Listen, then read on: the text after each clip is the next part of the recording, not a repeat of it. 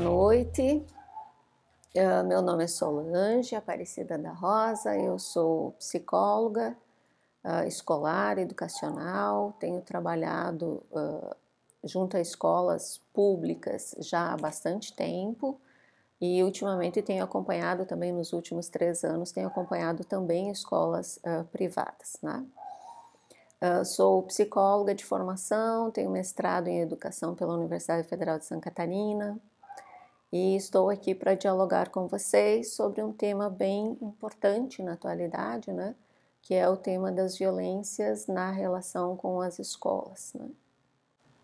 Então, boa noite, meu nome é Jean, eu sou estudante de psicologia, estou no último período, né, da graduação e estou junto aqui com a professora Solange para a gente participar dessa conversa juntos e poder discutir esse assunto que está muito em pauta hoje e é de extrema relevância, né?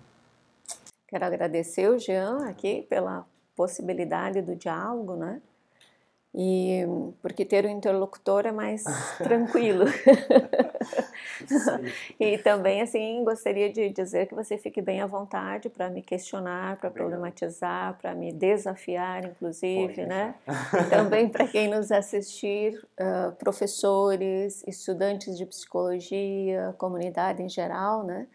Que vocês podem fazer questões, problematizar, trazer perguntas ou comentários instigantes, tensionar sem problema algum, né? Acho que é um espaço de debate, de reflexão, e à medida que as questões forem aparecendo, a gente vai respondendo, né? Aí nos próximos vídeos, tá bem?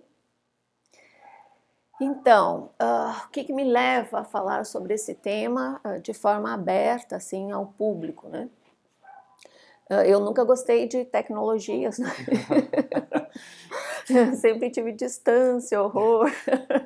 Eu gosto mesmo é de sala de aula, né? Mas, no período aí pós-pandemia, né, nós fomos forçados, obrigados a trabalhar também com videoaula, trabalhar também de forma online, né, e a aprender a operar com essas tecnologias todas que estão à disposição dos professores, né? De qualquer forma, assim, foi a realidade atual, né, as situações que têm acontecido que me forçaram a tomar essa iniciativa, né, de dialogar com o público. E por quê? Porque tem algumas questões, não é, que incomodam na forma como o fenômeno ataque às escolas tem sido tratado por especialistas, por gestores, pelo setor público, né, gestores públicos, inclusive pessoas de alto escalão, né? Então, eu penso que é importante startar esse debate, né, e fazer um olhar científico, né, científico, acadêmico, para esse tema, mas ao mesmo tempo com uma linguagem, né, que seja acessível para todas as pessoas que assistirem, né, e que quiserem dialogar, debater também aqui conosco. Então, o objetivo, né, é possibilitar conhecimento científico da psicologia, né, em diálogo com outras ciências, né, contribuir para o debate, especialmente entre estudantes de psicologia, e contribuir para instrumentalizar teoricamente pais e mães, professores e comunidade em geral para o enfrentamento às violências. Então, esse é um primeiro vídeo, né, e assim, que vai tratar das questões mais macro, né, um panorama mais geral, mas a ideia posteriormente é gravar vídeos para os papais e as mamães, vídeos para os professores, vídeos para as crianças, vídeo para as jovens, né? Tanto para as crianças que sofrem quanto para as crianças que praticam violências, né? Então é startar aí essa possibilidade de comunicação, né? Como uma forma também de intervenção junto à comunidade. Claro, tratar desse tema, né, ele nos leva a pensar na possibilidade de gerar pânico, né? Então, há também uma preocupação, né, da parte dos profissionais em psicologia, da parte dos gestores públicos, né, no sentido de que se faça o debate sem gerar pânico, né? Sem gerar mais sofrimento, né? Porque o medo paralisa, né? Então não é interessante nesse sentido. Agora, interessante no sentido de precisamos fazer algo em relação ao que está acontecendo e se nos paralisarmos, então não teremos os efeitos que desejamos. Então, isso, só te interrompendo, me fez lembrar de algo que eu acho que pode contribuir. Porque existe muito esse discurso de que se falar sobre isso alimenta ainda mais o desejo pela violência. No caso, quem tem, quem tem a intenção de fazer isso acaba sendo motivado a fazer quando se discute por isso. Como é que é isso? Então, tem a questão do efeito contágio, né? Por isso que não se divulga também, não se fala muito sobre suicídio, né? É uma temática sensível, as pessoas evitam de falar, de divulgar, né, dados, o próprio Estado omite dados. Nos hospitais, muitos casos de suicídio não são registrados como suicídio, né? Ou tentativa de suicídio, são registrados como um acidente com agrotóxico, né? Ou de alguma forma que não fica claro que foi uma tentativa de suicídio, né? Agora, a situação que está acontecendo, né, ela não podemos negá-la, né? Negar, não falar sobre, pode contribuir para piorar ainda mais a situação, né? Nós temos pessoas em estado de sofrimento que precisam de ajuda, né? E isso parece que está acontecendo não é em um ou outro local em específico, né? Mas é algo que está na nossa cultura, né? Na nossa sociedade. Então, não temos como não falar sobre o que está acontecendo. Até falar para pensar o que fazer também, né? Para pensar estratégias aí, dispositivos, mecanismos que possam nos levar a tentar enfrentar essa situação de alguma forma. Então, negar, né, não é uma solução adequada, e numa perspectiva mais filosófica, existencialista e também, né, do ponto de vista da psicanálise, um certo nível de angústia, né, ele pode ser produtivo na medida em que nos mobiliza para a ação, em que nos mobiliza para pensar, para refletir, para agir, né? Então também não podemos não dar vazão, né, à angústia que aí está posta, porque ela existe, né? Ela existe.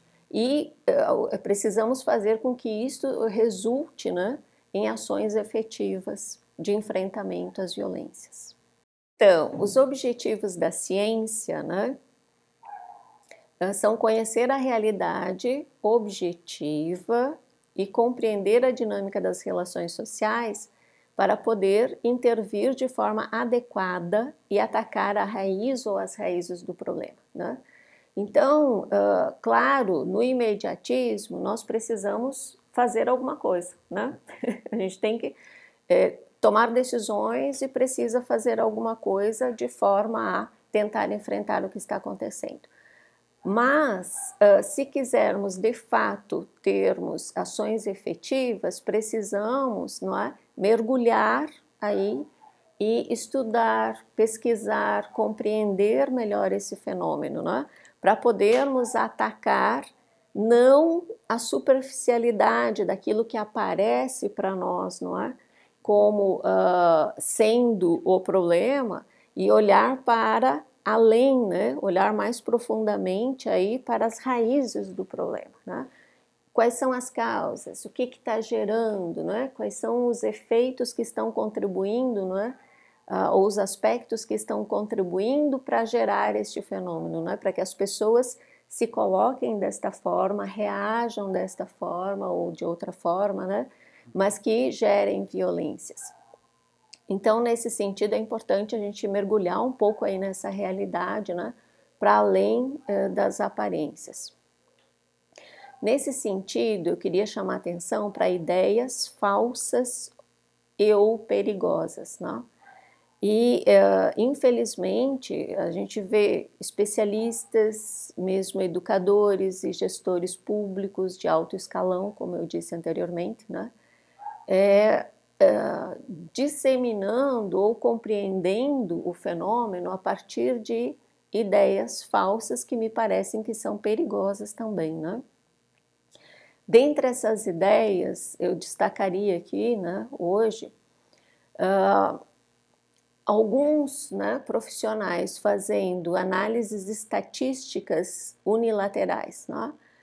Análises estatísticas no sentido de, se olharmos para, né, as causas de morte de crianças e adolescentes e jovens, nós temos, estatisticamente, né, comparado, esses ataques às escolas, eles são ínfimos, não é? Comparado com causa-morte de crianças e adolescentes por meio de outras situações, né? Mesmo por meio de acidente de trânsito, de armas, né, de fogo, de arma branca. Então, estatisticamente, né, seria um número muito reduzido, e me parece aí, né, que se leva para um campo de menosprezar esse fenômeno, de não compreender a gravidade desse fenômeno, né, e nos leva para um campo da insensibilidade também, né? Por que é tão grave esse problema, né? É um problema grave porque nós temos crianças muito jovens, muito pequenas, muito crianças ainda, né, praticando violências bárbaras, cruéis, né? Então, se isso não acender o botão do alerta, se não nos alertar para o que está acontecendo, o que mais nos alertaria, não é? Então, acho que precisamos olhar para esses dados estatísticos com cuidado, né? Com cuidado, para não menosprezarmos o problema.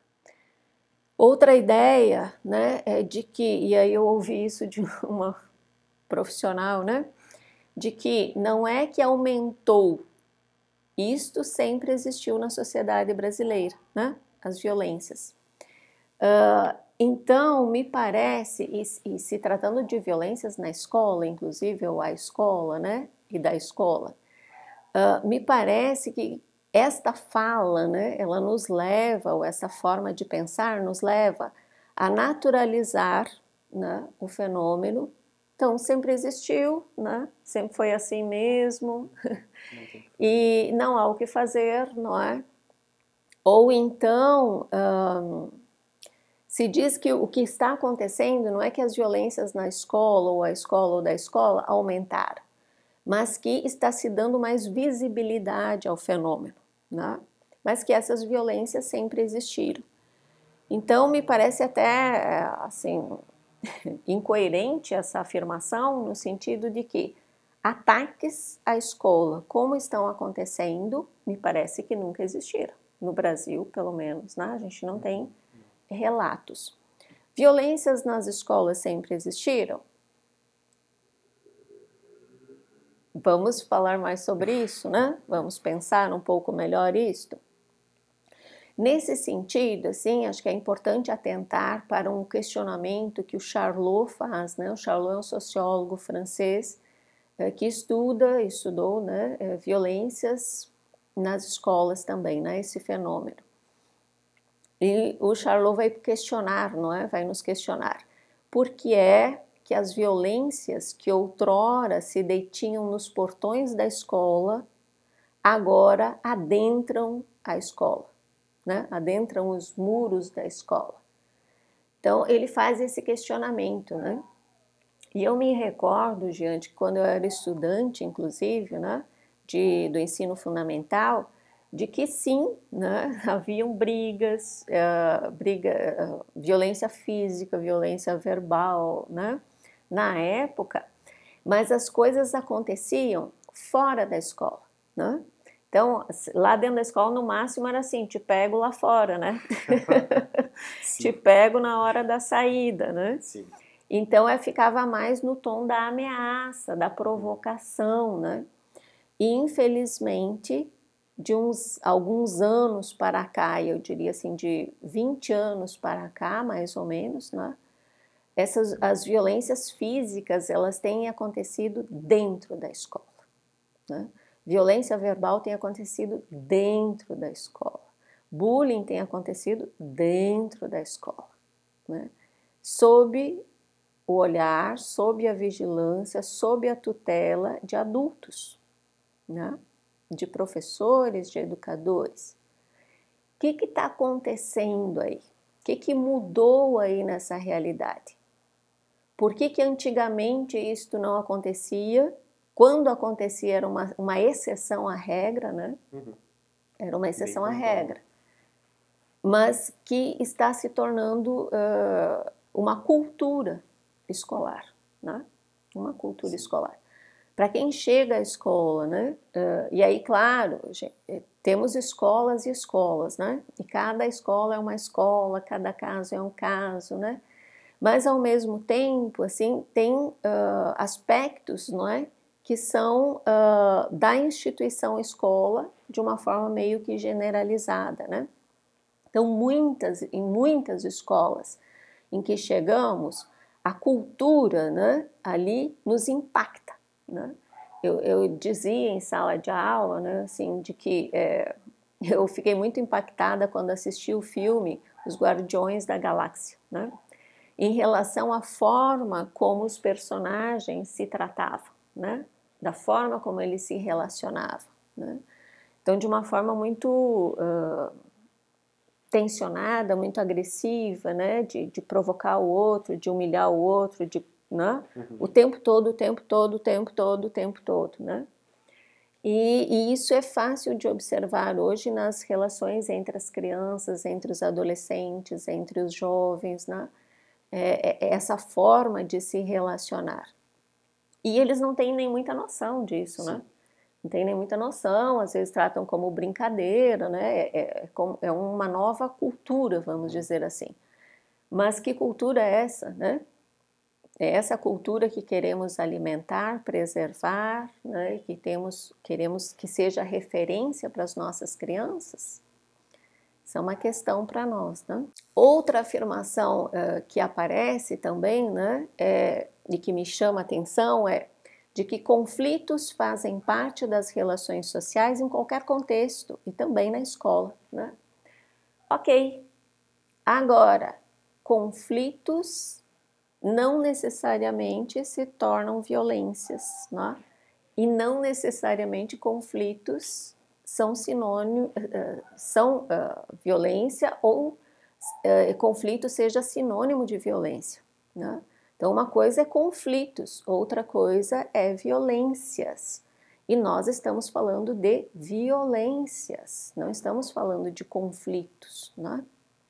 Então, isso é algo bem importante também, né? De se diferenciar esses conceitos, né? E não se naturalizar também, né?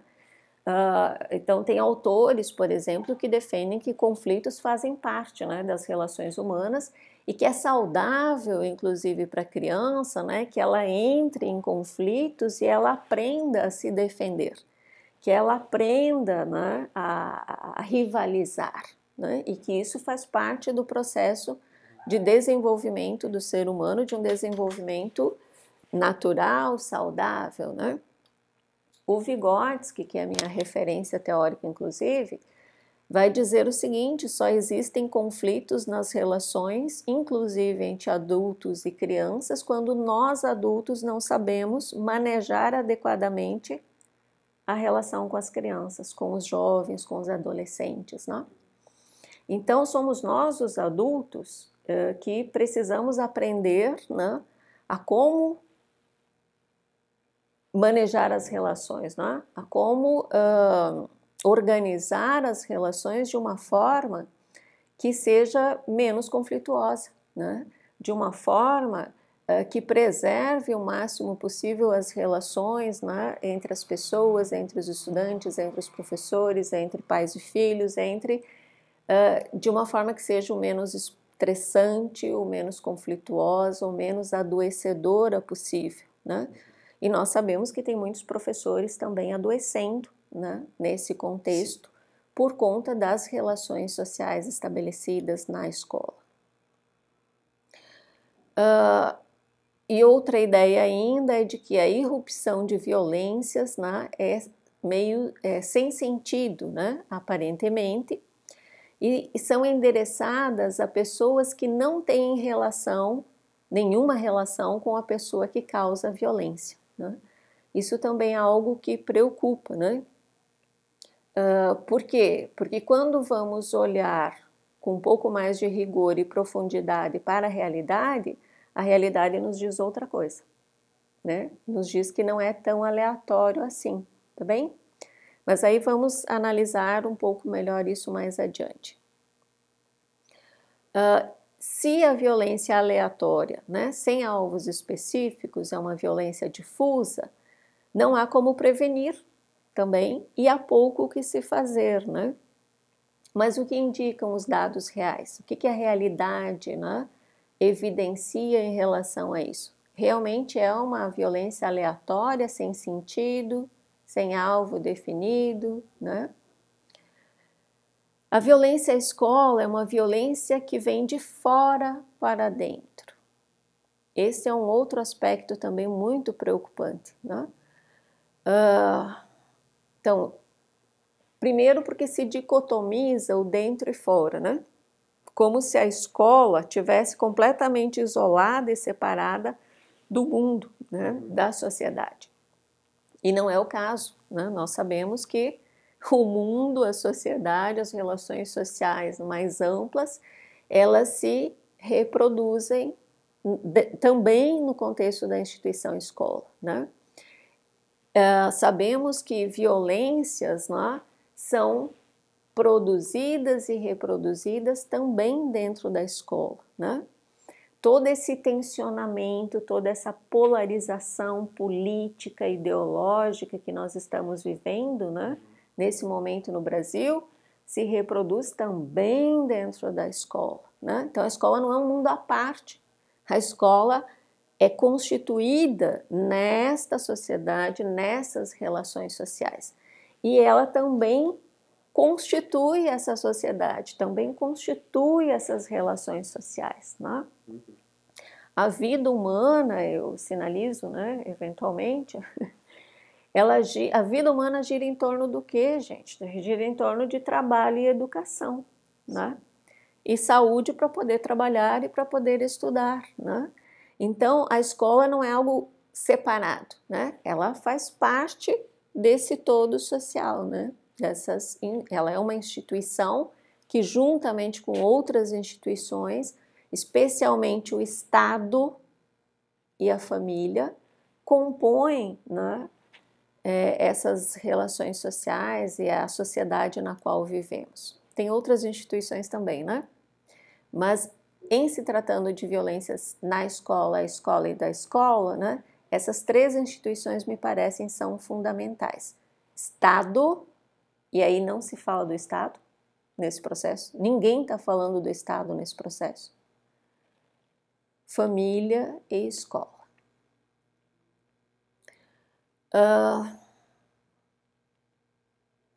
E é importante, então, considerar, né, que não existe violência à escola, né?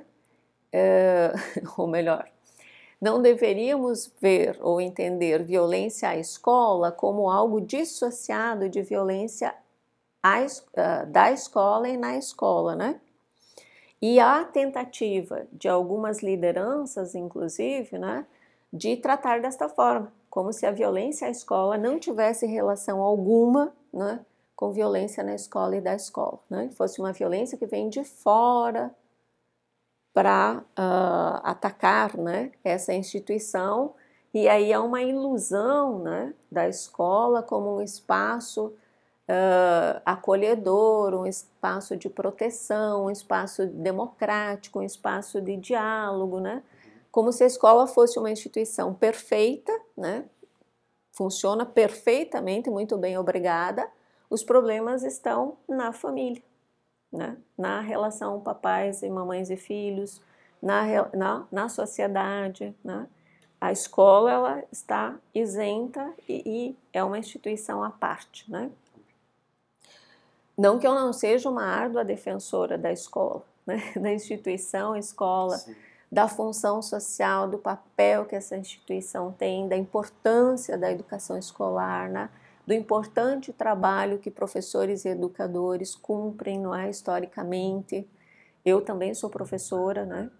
Inclusive sou sindicalista. Eu estou no sindicato dos professores nesse momento, né?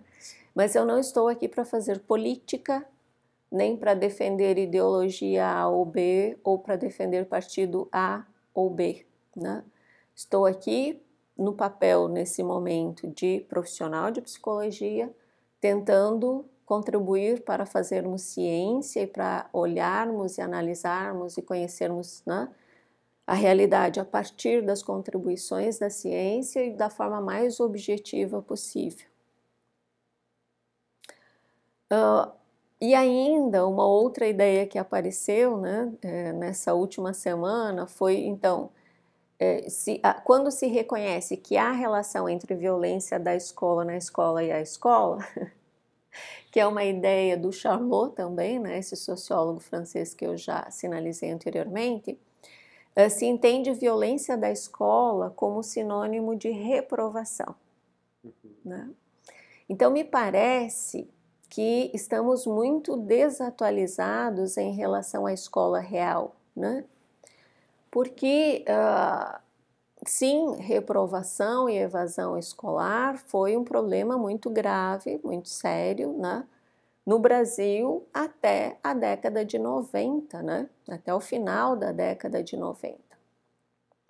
Contudo, a partir do final da década de 90, né, com a aprovação da Lei de Diretrizes e Bases da Educação Nacional, com os planos decenais para a educação e uma série de leis e projetos, né, nós temos conseguido universalizar o acesso à escola, né, pelo menos no ensino fundamental e ensino médio, né, temos aí algumas dificuldades, né. Mas, de fato, qualquer um pode pesquisar, não é? As taxas de reprovação no Brasil, elas tendem a zero, né? Em Santa Catarina, de onde falamos, inclusive, tendem a zero, né? Então, parece que precisamos atualizar esse conceito, né? Quando falamos de violência da escola, estamos falando exatamente do quê, né? Porque reprovação não é mais um fenômeno, não? É um fenômeno em extinção, vamos dizer assim, na educação brasileira nesse início de século XXI. E é algo para a gente pensar sobre, inclusive. Outra ideia, né, bastante comum e que circula, né, nas redes sociais, nos grupos de WhatsApp, etc., é de que a sociedade está doente, né? E isso remete a uma questão, né? Mas o que é a sociedade? Né? Porque quando a gente fala a sociedade é uma ideia, uma abstração, né? O que é a sociedade? E aí, se fizermos uma leitura, né, mais sociológica, vamos dizer assim, as principais instituições que compõem a sociedade, né? E fazendo esse recorte para olhar violências na escola, né, me parece são Estado, família e escola, né? Então, se a sociedade está doente, parece que o Estado está doente, né? A família está doente, a escola está doente. Claro, temos outras instituições, né? Mídias, Forças Armadas, igrejas, universidades, etc., né? Mas essas três parece que são fundamentais. E aí não se fala do Estado, né? Como eu disse anteriormente. E pouco se fala da escola, né? E sempre parece que o problema está na família, né? E não estou dizendo que não tenhamos problemas nas famílias, não é? E aí precisamos aprofundar essa discussão, esse estudo, né? Talvez num vídeo específico só para falar sobre, né? Tá bem? Que não vai dar tempo aqui hoje. Mas me parece que é muito importante pensarmos a política de Estado, que é diferente da política de governos, né? Ultimamente é muito comum ouvirmos falar das políticas, né, públicas de 2018 para cá, né? E acho que são importantes, mas são políticas de governo, né? Mas violências nas escolas existem de muito antes, né? Sim. Alguns chegam a dizer que sempre existiram, né? Sem especificar, inclusive, né? Que tipos de violência estamos falando. Mas não é algo de 2018 para cá, né? Tanto que de 2013, 14, alguns autores, alguns pesquisadores ou algumas lideranças ou alguns, né, educadores vão falar de que o problema se agrava de 2013, 2014 para cá, né? Também é uma forma de olhar, mas é um recorte, né? Mas se a gente vai fazer pesquisas, né, vai fazer um levantamento rápido assim, é possível que constatar que lá em 2016, por exemplo, já havia, 2012, né, para cá já havia preocupações da parte do próprio MEC, do Senado, de sindicatos, né, dos professores, da OAB, da Ordem dos Advogados do Brasil, né, preocupados com esse fenômeno, violências nas escolas, da escola e a escola, né? Então é um fenômeno que vem se estende já há bastante tempo, né, mas que de fato vem se agravando cada vez mais. E de fato, não é, de 2013, 14 para cá, e com ápice aí, né, de 2018 para cá, tem piorado, tem se agravado, tem se tornado algo, né, absolutamente grave e preocupante. Mas é preciso fazer esse olhar mais histórico, né, resgatar essa história para compreender o fenômeno no seu processo de constituição, de configuração, né? Não é algo que surge assim, da noite para o dia, de repente, do nada, começa a acontecer, né? Não, tem uma história, né? E se a gente olha só para o aqui e agora, não entende como é que chegamos a essa situação, né? E essa situação não aparece como que por magia, como por encanto, não. Tem um processo histórico, social aí, não é? Que nos levou a esta condição. E outro termo que aparece, né, bastante também é o termo de bullying, né? E o bullying, ele é uma forma de violência que tem uma certa especificidade, né? Então nem tudo é bullying. E também, dependendo da forma como se compreende o conceito de bullying, pode nos levar a, também não necessariamente, mas pode nos levar a desconsiderar, né, as dimensões social, econômica, cultural, política e ideológica, né? Porque geralmente se trata esse termo bullying dentro de um parâmetro aí teórico, não é? Que é o da psicologização, da patologização, da individualização do problema, né? Então é um problema do indivíduo, no indivíduo, né? Da constituição psicológica desse indivíduo que pratica bullying e da condição psicológica do indivíduo que sofre bullying também, né? Porque aí tem alguns indivíduos que lidam melhor com a situação, né, que conseguem ter mais resiliência, que conseguem, tal. Outros não e tal.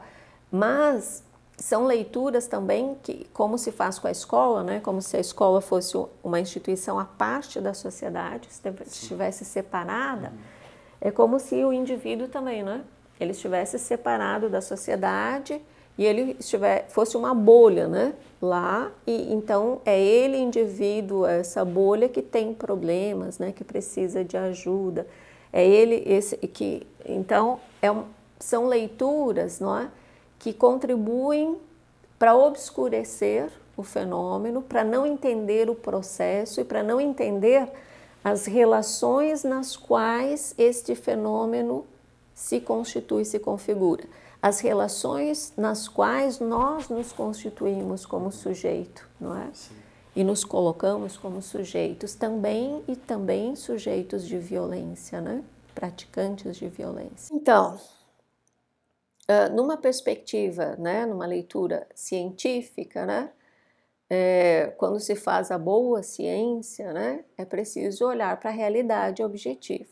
Então, quero convidar vocês a acompanhar aqui, né, o raciocínio e algumas informações bem básicas de todos os casos, né, ou pelo menos dos últimos 23, 24 casos ocorridos, né, de ataques a escolas do ano de 2002 ao do ano de 2023, não?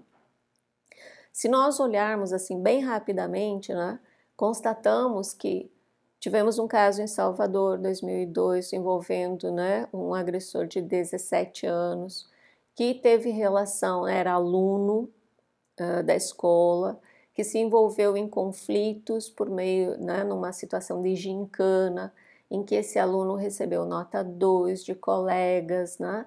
E então depois ele faz o movimento de se vingar, né, das colegas na escola, porque a situação de conflito aconteceu na escola, né, num processo de avaliação, inclusive. E muitos autores entendem que trata-se de um caso de misoginia, né? Eu acho que precisamos questionar esse entendimento, né? Se fossem meninos que estivessem na situação, não teria acontecido? Então, né? Não sei. Outro caso em Itaiúva, São Paulo, em 2013, envolvendo, né, uma agressora de 18 anos, aluno, né, com relato na imprensa. Gente, isso é importante dizer, né? Todos esses dados, eles foram produzidos a partir do que circulou na imprensa formal, né, no noticiário. Então, qualquer um de nós pode fazer esse mapeamento. A realidade está ali, é só ir lá e mapear esses dados, tá bem? E claro, assim, é uma leitura bem, é uma primeira aproximação, né?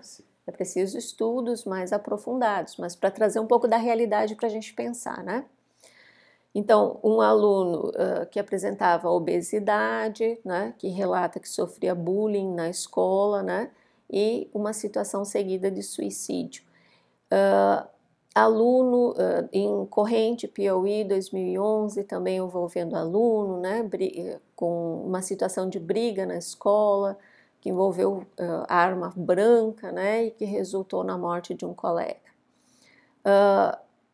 Rio de Janeiro, 2011, né? Um agressor de 23 anos, ex-aluno, deixa uma carta, inclusive, né? Pedindo desculpas e tal. Sofria bullying, né, na escola, agiu sozinho, né?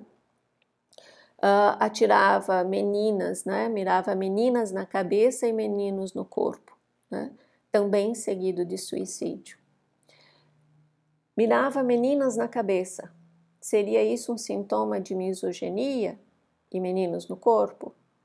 Ou mirava meninas na cabeça como uma forma de poupar as meninas de mais sofrimento, né? Então, acho que precisa, antes de a gente dizer é isto, de aprofundar o estudo, né? De compreender melhor essas situações específicas. São Caetano do Sul, São Paulo, 2011, uma criança de 10 anos de idade, né, num ataque contra a professora, que a mãe de um coleguinha relatou, né, que ele assim, ficou com raiva, né, e que teria relação com o fato de essa professora ter atribuído a ele nota 2, né. E aí, posteriormente, a diretora da escola vem também dar uma entrevista e desmente essa informação, né? A diretora vai dizer, olha, esse aluno nunca tirou nota menor que 7, né? Então, não é verdade que foi por conta de notas baixas. Mas todos sabemos, ou quase todos sabemos, e os professores sabem, ainda que não falem, né? E acho que isso é algo para os professores pensarem também. Por que não falam? Por que silenciam, né?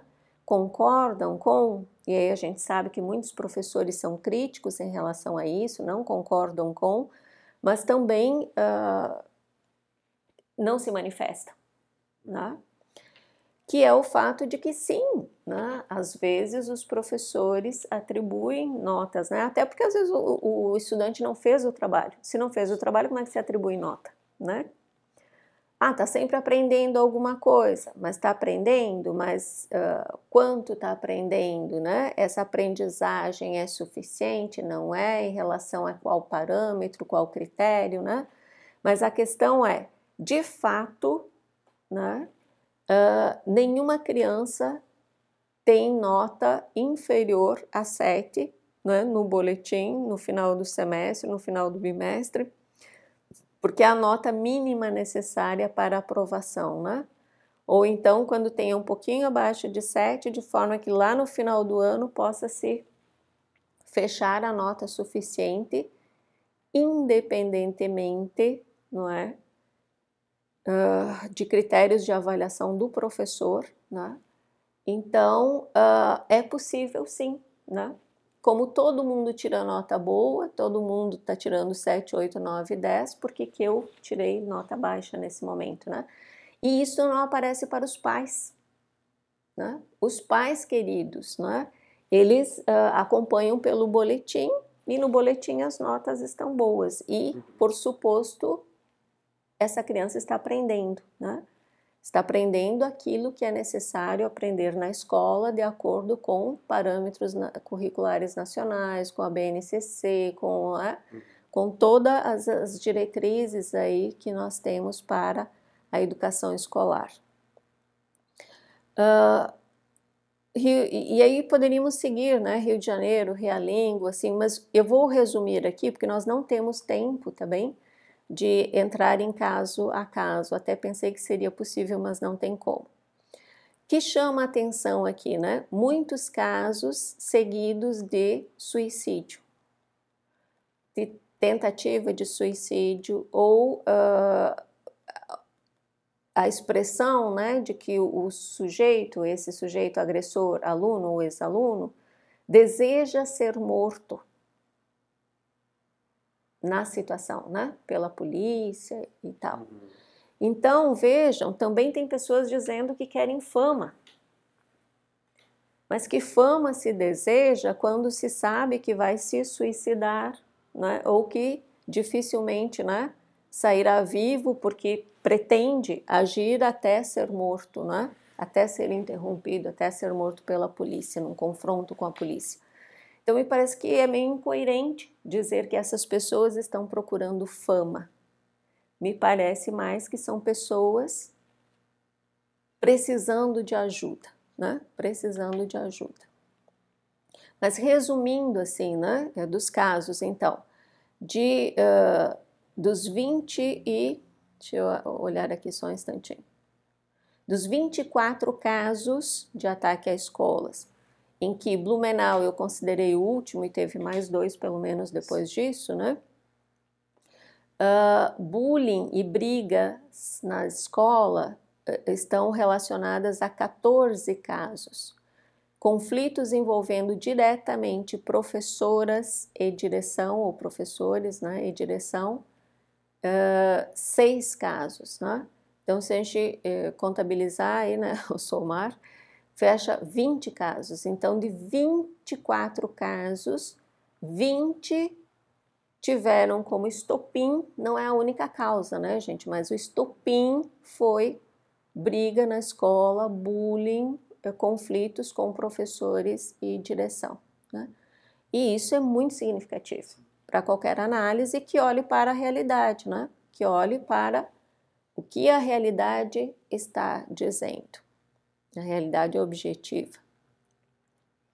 Também 2 casos de amor não correspondido, né? Poderíamos dizer feminicídio, né? Influência externa, ficou evidente, assim, segundo, né, as nossas fontes, aí, o noticiário e tal, que influência da extrema-direita, né, com nuances de fascismo, nazismo, né, por meio da Deep Web, ficaram em torno de 6 casos, né, noticiados, tá bem? Então, talvez o governo federal, o MEC, o Ministério da Justiça, a Polícia Federal tenham mais dados, né, para poder aferir melhor esses dados. Mas do que circulou na imprensa, né, foram esse número, né, de 6 casos com esta conotação e também 5 ou 6 casos que o sujeito, né, relata que se inspirou em outros massacres, né, via Deep Web também aí. E 3 ou 4 casos também, né, segundo o noticiário, de pessoas com necessidades de cuidados psiquiátricos e psicológicos, né? Também não é assim algo generalizado, né? Pelo menos não das informações que circulam. Resumindo então, dos 24 ataques realizados entre 2002 e 2023, considerado o último caso de Blumenau, a maioria foi praticada por adolescentes, alunos e ex-alunos, sendo 6 maior de 18 anos, 9 menor de 18 e maior de 14 anos, então estudantes do ensino médio. E olha como isso né? 7 menores, né, com idade menor ou igual a 14 anos, 7 estudantes do ensino fundamental. Isso é muito, muito, muito, muito, muito grave, né? São crianças praticando atos de violência gravíssimos. E em 2 casos não consegui identificar a idade, né? A idade ficou desconhecida. Então, chama a atenção o fato, né, de crianças de 10 a 14 anos, estudantes do ensino fundamental, estarem praticando violência de tal gravidade, né? Isso precisa ser pensado por nós. O que é que estamos fazendo? Que mundo, né, estamos possibilitando para essas crianças para que elas cheguem a esse ponto, né? E aí todos estamos envolvidos. Todos, cada um de nós está envolvido nesse processo, porque cada um de nós compõe a sociedade que aí está. Cada um de nós está inserido nas relações sociais que aí estão, não é? E cada um de nós que de alguma forma alimenta violências, preconceito, ódio, estamos envolvidos aí, né? Todos que contribuímos para tensionar, para polarizar, para, né, gerar conflitos, estamos implicados nesse processo. Que exemplo nós adultos temos sido para essas crianças, né? Para esses jovens, para esses adolescentes. Então, violências na escola já foram denunciadas, né, e são alvo de preocupação de pesquisadores da organização, da Ordem dos Advogados do Brasil, que em 2015, inclusive, criou o programa Mediação de Conflitos nas Escolas, de Sindicato dos Professores e do Senado e do próprio MEC, né, como já foi sinalizado anteriormente. A realidade, né, no Brasil, nesse início de século XXI, mostra também, já isso é bastante significativo e ninguém tem falado sobre isso, inclusive, ninguém que eu tenha ouvido, né, que o fenômeno ataque à escola, ele foi precedido pelo fenômeno autolesão, automutilação entre crianças, né? De 2015 para cá, nós psicólogos temos sido bastante demandados por situações de autolesão entre crianças e adolescentes, né? Escolas nos chamando para pensar o que fazer em relação a essas situações. Escolas preocupadas com o fenômeno de autolesão entre crianças, que encaminharam essas crianças e esses adolescentes para profissionais de saúde mental, e parece que a coisa parou aí, né? Se encaminhou para esses profissionais de saúde mental e aí me parece que a autolesão, né, e alguns falam em automutilação, mas nem sempre é o caso, me parece que é um sintoma grave. Sim. É um sintoma grave, é um sintoma de que algo vai muito mal, não é? De que as nossas crianças e adolescentes estão vivendo processos profundos de mal-estar, de sofrimento psicológico, de sofrimento, né? E o que foi feito com isso?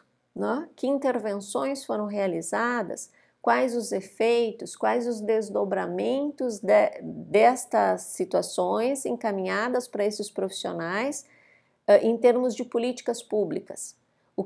Quais foram as análises que esses profissionais fizeram? O que propuseram em termos de prevenção em relação a esse fenômeno, né? Então, acho que os profissionais de psicologia também precisam se pensar nesse processo, né? Que psicologia estamos fazendo? Trata-se de violência anunciada e vem se intensificando e agravando, né? Vem se agravando e nós não temos feito nada ou nada eficaz.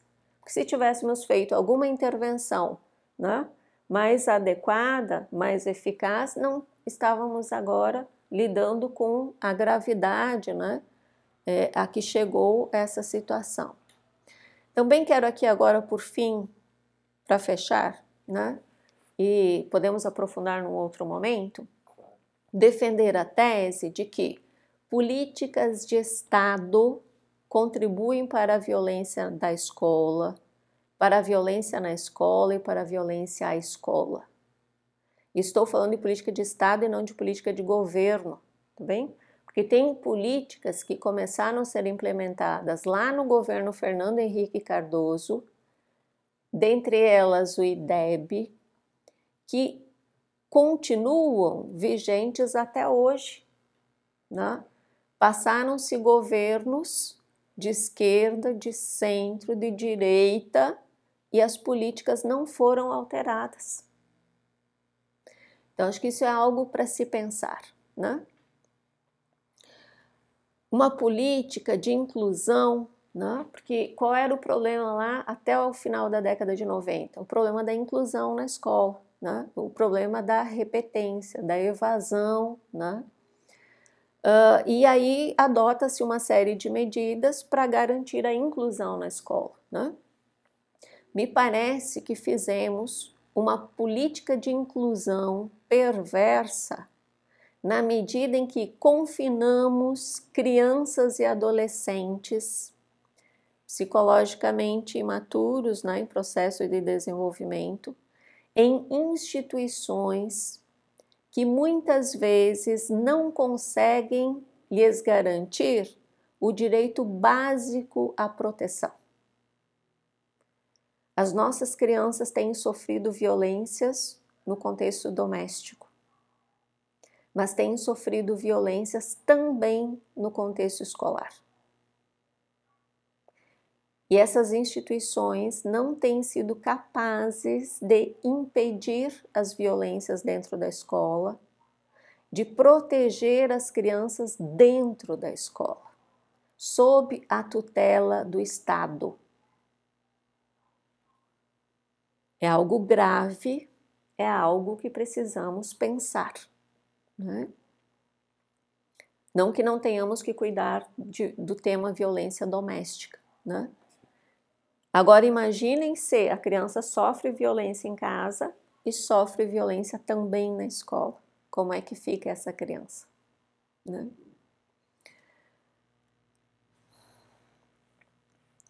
Então, apesar, né, do Estatuto da Criança e do Adolescente, apesar de todas as boas intenções, né, de quem pensa as políticas públicas no Brasil, infelizmente, né, não temos conseguido garantir na prática o direito de crianças e adolescentes à proteção, ao respeito, à dignidade, né?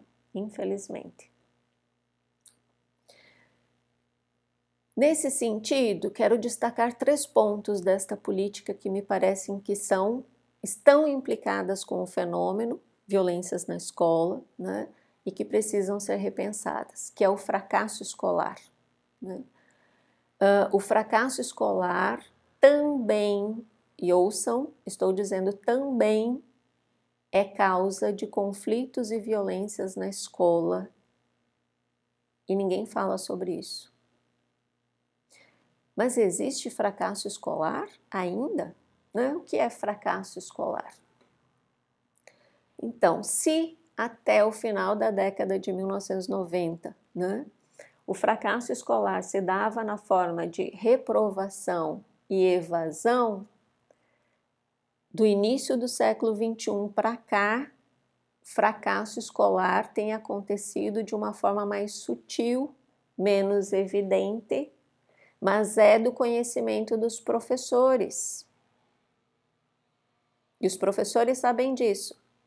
E diga-me, professor, você que está me ouvindo, que não é verdade. O fracasso escolar tem acontecido sistematicamente, de forma generalizada, por meio, né, da não aprendizagem. A criança passa de ano, né, consegue, lhe é atribuída nota suficiente para aprovação, né, mas isso não significa que ela está aprendendo. Mas qual o problema? Até porque por que todo mundo tem que aprender matemática, né? Matemática básica. Por que todo mundo tem que aprender? Né? A gente pode até questionar. Por que todo mundo tem que aprender a ler e escrever? Podemos questionar. Por que todo mundo tem que aprender história? Podemos questionar. Não é importante que todos aprendam? Agora vejam, mesmo que não fosse importante que todos aprendam a ler, escrever e contar na escola, que todos aprendam a interpretar texto adequadamente e corretamente, que todos aprendam história na escola, até para a gente não repetir os erros do passado, como estamos fazendo no presente momento, inclusive, não é? Quando a criança não aprende adequadamente ou suficientemente, isto vai ter efeitos, vai ter implicações para as relações desta criança na escola, né? Porque imagine a criança lá no 6º ano, no 7º ano, que não sabe ler corretamente. Ela se torna alvo de chacota, ela se torna alvo de preconceito, ela se torna alvo de violência psicológica, verbal, né? Ela é excluída dos grupos de trabalho, os coleguinhas não querem fazer trabalho com ela, né? Porque ela não consegue participar efetivamente da produção do trabalho em equipe, né? Ela não consegue colaborar efetivamente. E isto contribui para gerar conflitos entre as crianças e os adolescentes. Isto contribui para acirrar as violências na escola. Então, o fracasso escolar é também uma das causas das violências na escola. É uma das causas do bullying, não é? Tem outras causas inúmeras, não é? Os preconceitos os mais diversos na escola, né? Então, tudo é motivo para preconceito, para exclusão, para violência. Mas desses outros, não é, preconceitos, todos falam. Todo mundo fala de misoginia, todo mundo fala de, não é, preconceito religioso, racial, etc. e tal. Mas ninguém fala sobre a relação entre fracasso escolar e bullying ou fracasso escolar e violências na escola. Precisamos olhar para esse aspecto também. E aí é uma política de Estado, não é política de governo. Transcende direita, esquerda e centro. Precisamos repensar as políticas educacionais. Outro aspecto, gente, desculpe, você já deve estar cansado, né? De ouvir. Os professores, né? Me parece que nesse contexto, né, o professor está refém dessa realidade, né? Porque ele não consegue intervir, ele não é ouvido, né? Os professores, efetivamente, aquele que está lá na sala de aula, no dia a dia, né? Na relação direta com as crianças, que tem a obrigação e que às vezes até gostaria de se colocar como mediador de conflitos e como um bom mediador de conflitos. Muitos professores, né, ou estão alienados no sentido de que não conseguem enxergar o que está acontecendo, ou até enxergam o que está acontecendo, mas não conseguem entender o que está acontecendo, né? Perceber as conexões, as ligações, né, entre fenômenos e fenômenos, né? Esse professor, muitas vezes, né, acaba, quando ele percebe isso tudo, né, que ele vê o que está acontecendo, que ele entende o que está acontecendo e se sente impotente para transcender essa realidade, para mudar essa realidade, esse professor acaba adoecendo muitas vezes, né? Sofrendo junto, adoecendo, né? Os índices de professores, né, em estado de sofrimento e adoecimento psicológico, né, são muito altos no Brasil. É uma das profissões que mais apresenta, né, sofrimento e adoecimento psicológico.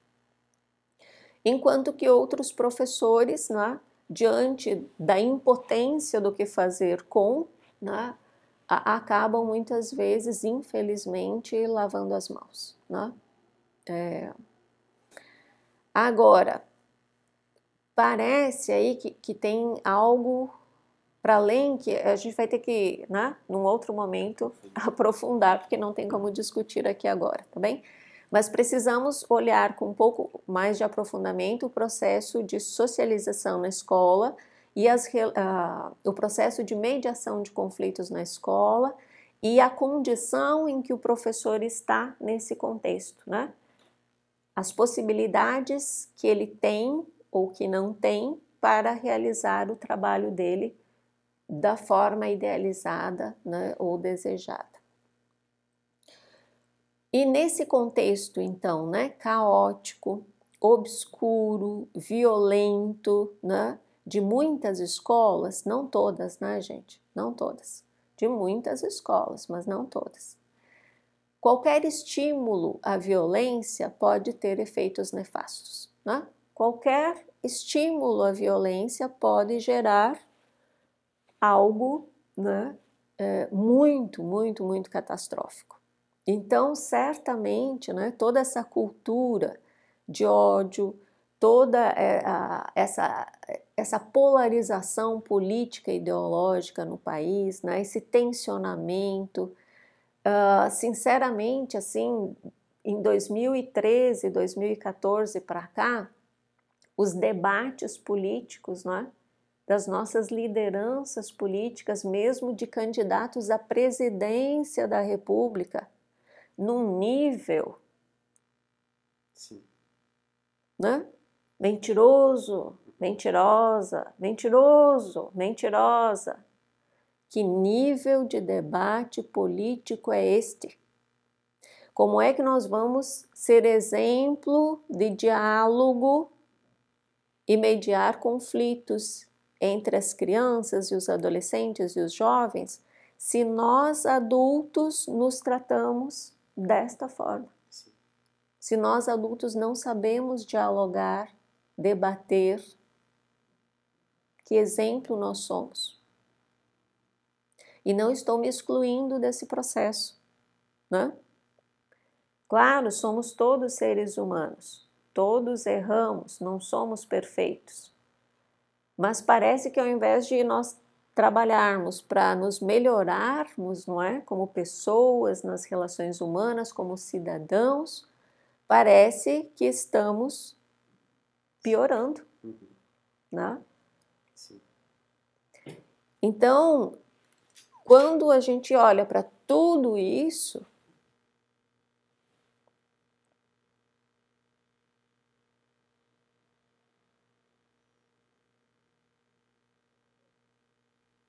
dá para se perguntar como é que mais pessoas, não é, mais crianças, mais adolescentes não chegam a situações, não é, extremas, não é, nas relações, como uma forma de dizer, olha, né, estamos vivendo muito mal, né, estamos em estado profundo de sofrimento. Antes de finalizar, né, eu gostaria de, apesar de todas as considerações que aqui foram feitas, né, de parabenizar o poder público, pelas medidas de proteção que adotou, né? Pelo monitoramento criado pelo governo federal via Ministério da Justiça, né? Monitoramento das violências nas redes sociais, porque se criou, né, o canal Escola Segura junto, né, o Ministério da Justiça, então .gov.br, além do Disque Denúncia, né, o Disque 100, então agora as denúncias também podem ser feitas via WhatsApp, diretamente, né, junto ao governo federal, o Ministério Público envolvido, o Ministério da Justiça, né, então muitas ações pertinentes, eficazes, né, no sentido de conter as violências, de impedir as violências, né? Estão sendo adotadas pelo governo federal, pelos governos estaduais, pelos governos municipais, né? Agora penso que com a criação dos comitês locais para pensar, né, as violências que estão acontecendo no mesmo sentido dos comitês que foram criados no período da pandemia, né, vão nos ajudar a pensar melhores estratégias aí, né, para enfrentarmos esse problema todo, né. Ao mesmo tempo, essas medidas, elas são de contenção, né, de prevenir no sentido de que se chegue a um ataque final, né. Por outro lado, e aí me parece que está se construindo um certo consenso em torno disso, né, de que estamos lidando com um problema que é sistêmico, é um problema que é estrutural, né, e, portanto, é endêmico, né.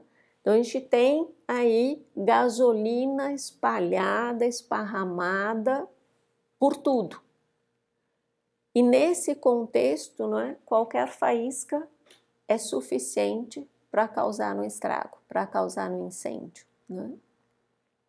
Então, se é preciso, né, impedir as faíscas, né, de causarem incêndio, é preciso também cuidarmos, não é, para que não tenhamos toda essa gasolina aí encharcando a nossa base, né, encharcando o solo onde pisamos, né. Nesse sentido, né, acho que a fala, e aí não é para causar pânico, é para termos noção da realidade com a qual estamos lidando, né. A fala de Daniel Cara de que na Carta Capital, né, entrevista na Carta Capital, ele afirma que não se trata de se, mas quando vai ocorrer um novo ataque em escola. Claro que o entendimento que ele tem dos motivos que levam a são um tanto quanto diferentes dos entendimentos que eu tenho feito, né? Claro, as redes sociais, né, essa cultura do ódio, o estímulo às violências, né? De fato, tudo isso é gravíssimo. Mas penso que tem outras coisas aí que precisam ser pensadas no campo, não é? Da educação, no campo do processo, né, de socialização e educação na escola e também na família, né? Mas que tem algo aí que está na alçada do MEC que precisa ser melhor pensado, né? E aí, no próximo momento, também podemos discutir, analisar, avaliar, né, esse conjunto de políticas que o governo Lula, né, apresenta como medidas de proteção, né, e ligadas aí à educação também, né. Encerramos por aqui hoje, né, e num próximo momento, então, podemos retomar de acordo com o interesse, com as questões, com as problematizações, né, que vierem para irmos aí aprofundando esse diálogo, aprofundando o debate, aprofundando a compreensão sobre o fenômeno, para pensarmos ações, né, cada vez mais pertinentes, mais adequadas, mais eficazes. Não sei se você quer fazer algum comentário. Queria agradecer por fazer parte desse vídeo, por fazer parte desse diálogo. Acho que é um assunto de extrema relevância e quando a prof convida também eu, enquanto estudante, convida a comunidade acadêmica também poder pensar sobre esses assuntos, eu acredito que seja relevante também, porque nós, dentro da nossa universidade e também enquanto acadêmicos, pensando, né, um projeto aí de TCC, pensando um projeto aí de construção ainda na academia, podemos ter mais fôlego, né, para poder pensar junto com os professores e com a comunidade acadêmica esses problemas que são de ordem estrutural, né, e acredito que nós, enquanto estudantes, temos também a responsabilidade de poder olhar para esses fenômenos e poder pensá-los, né, possibilidades, enfim. Só agradecer mesmo a oportunidade e contar com a gente aí. Agradecer pela sua presença, pela sua Obrigado. colaboração. Certo. E você que está nos acompanhando, então, seguimos em diálogo. Boa noite.